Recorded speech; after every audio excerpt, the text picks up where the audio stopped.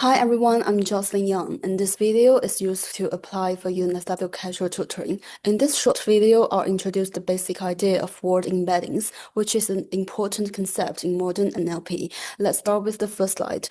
The word embeddings is a way to represent words through dense vectors instead of using single one-hot encodings, and they allow a model to capture useful properties of words, such as similarity and context.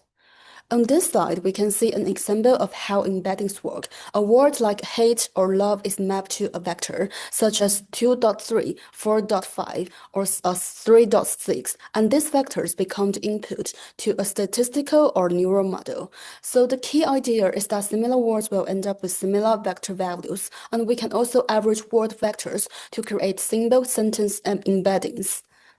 And these slides give us a small prediction example. We have the sentence like the boy eats rice, and the task is to predict the missing word. For example, the boy would rice, and we can say it as is the correct prediction. So the output is 1. But the other two options, like drinks or banana, is incorrect. So the output is 0. Next to the table, we can see the diagrams for CBOW and skipgram. The CBOW uses the surrounding words to predict the central word, and the skipgram does the opposite. It uses the central word to predict the surrounding context.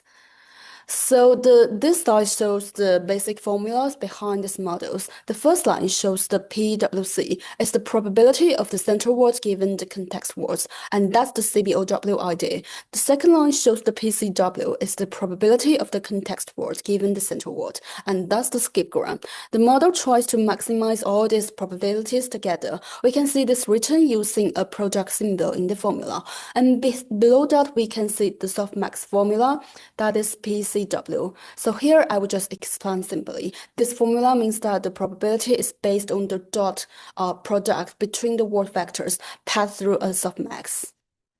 And next slide shows that the word-to-vec as a shallow neural network. We have an input layer, we have an input vector, one hidden layer, and also a softmax output layer. And during the training, the backpropagation updates for the word vectors so that the model becomes better at predicting contextual words. And the key point is that the goal is not classification itself. The goal is to learn good word embeddings. And let's continue to the next slide. Here we can see the training loss for skipgram. The loss is shown as a sum over the log probability of predicting the correct context words. And below the formula, the slide highlights two things. The first thing is that which word is treated as context, and the second thing is which word is treated as a center. You don't need to explain the derivations in detail, and just say the gradients below show how the model updates the embeddings using backpropagation. So let's now go to the final slide. Finally, the slide shows how we interpret word embeddings. We can do vector arithmetic, such as the king minus man and plus woman is approximately equal to queen. And this means embeddings capture semantic relationships.